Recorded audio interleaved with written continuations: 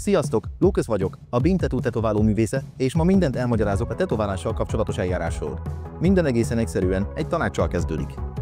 A kívánt motívum, mi mindent feldolgozunk, te pedig megoszthatod a kívánságaidat, észrevételeidet, mindent. Amint megtaláltuk az önnek tökéletes motívumot, vagy már elkészült a terve, elkezdjük a találkozót. Mi egyeztetjük az időpontot, találunk egy alkalmas időt, és amikor eljön a nap, amikor a tetoválás kezdődik, mindent átbeszélünk a méretről is. Mekkora tetoválást szeretnél?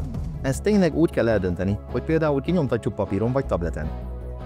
Attól függően, hogy neked hogyan a legjobb látni, megnézzük, melyik méret tetszik a legjobban, és már is a testedhez igazítottuk a motívumot. Szóval a következő lépés a stencil vagy ez az áthívő papír. Ezt ráhelyezzük a testedre. A tükörben megnézheted, hogyan néz ki a minta.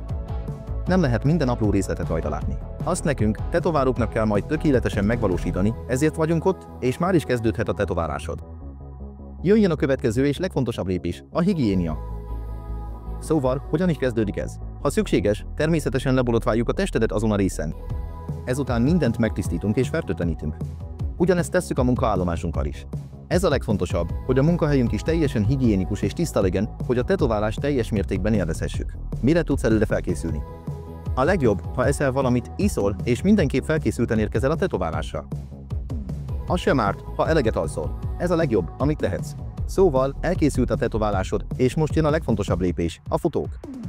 Ez nagyon fontos. Természetesen újra megtisztítjuk a tetoválásodat, és amint elkészültek a menüfotók, áttérünk a higiéniai útmutatóra.